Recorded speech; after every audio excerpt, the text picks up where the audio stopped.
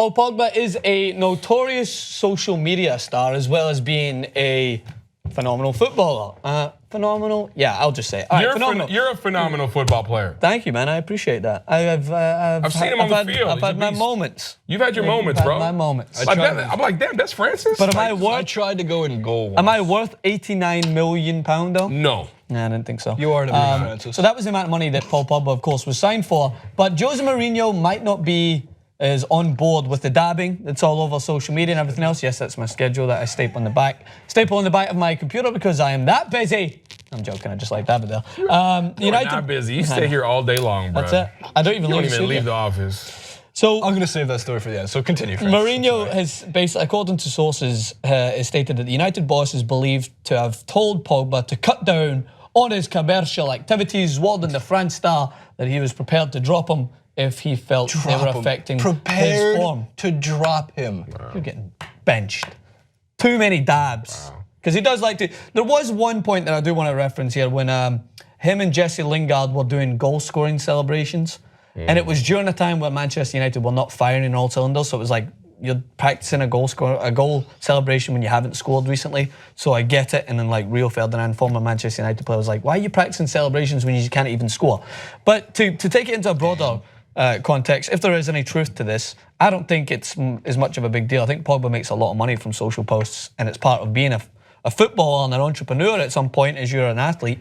But do you think there's a distraction level to social media if you're too involved in it through season? I think absolutely. So it's like if you played organized sports, like I played football, we would I to be completely transparent, like I wouldn't have a lot of sex during the season. It's normal. Because when you're losing the juice on a frequent, your performance is going to decline. Less energy. Less energy, absolutely. So what about the juice? What about the juice that you could get through social media? I would completely stay away from it, man. Stay away from that. Stay away from Mia Khalifa's DMs because they kind of go hand in hand a little bit. So who in the American sports sphere is very socially active? Odell Beckham Jr. Could be said that it could be part of his distraction level. I think that there's a balance that we have not become accustomed to. And not just we athletes, I think that we're still learning social media. I think that how its effect on culture and how much attention we pay to it and how much attention we probably shouldn't pay to certain aspects of social media are still being uncovered. I don't think there is any harm in not posting anything so you have your focus. I think that there is always the potential to be harm if you even post one or two things that could distract, let alone other things with the media that's gonna jump on. Because if you throw out that line, there is now 10 times the amount of media outlets, if not 100 times the amount of media outlets who are gonna grab that line. And that line is social media posting. So, fishing line in this example. So in my perspective, if I was a coach and we had, not all season long, but I would think if your Manchester United Europa League match is coming up, a big one, maybe I'd say, look, it's our policy 48 hours before, stop the social media. So the media can't jump on anything and that might distract you.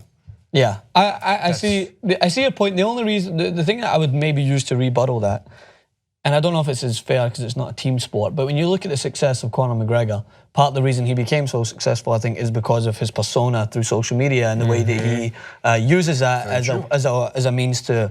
That's what I mean. I think is an advantage, and I get it in team, but like McGregor performs once in a while, you know, so it's not like he's constantly needs to be focused. But even when he's during his training camp, you still see him like being involved socially and really putting forward this message as like, I'm the cocky, nothing's going to distract me, nothing's going to take me away. People like McGregor and Pogba, we don't know how much is them actually posting. Yeah, it could be just somebody else. Right, but the way, if you've met him in person, you know he's not like that. He's so chill, he's so cool. From his like public and viral persona, he's totally different. Yeah, he's totally different. He's a businessman. He's smart. Yeah, man. Because a lot of these athletes, it's almost like I don't know why I was reading this book recently. I was looking at the Geordie had a guy called Dan Hardy on his MMA fighter on his podcast, and he talks about the reptile effect it is, and it's almost like it's all play and it's all fun, but as soon as you get into that environment, Like you completely switch Yep. and you're fully focused. So I think there's players that are able to do that. I think David Beckham is the master, even in the earlier generations before social media became so viral. He was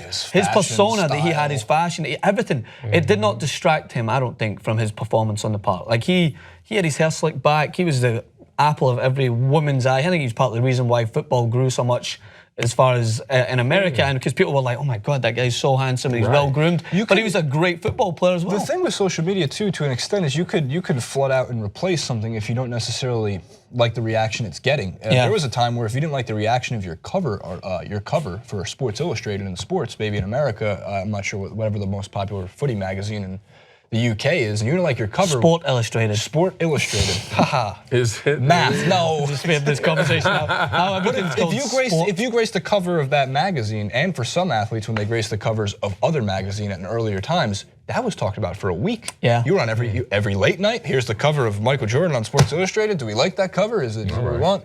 Careful, laptop. Yeah, I think it could be. I think mad at me? we're in conclusion that it's almost a case by case basis. Some players. The reason Pogba is an example here is because he hasn't been living up, I don't think, to the £89 million price tag. I mean, the highest signing player, the amount of money he makes. But I get that that's part of the reason why he was so attractive to Manchester United, because he doesn't just come in with the talent. I am of the strong belief that Adidas paid and made a lot of the money back, and that's all because of the advertisements they get from it. Like Adidas makes so much money from Manchester United and Paul Pogba. It might be contractually put in his social media that he has to post Adidas things over and over again. Absolutely. And I think that you can't use that as a means to detract. I think his performance, it's more to do with how he hasn't fit into the team, not so much that he's distracted by other things. So.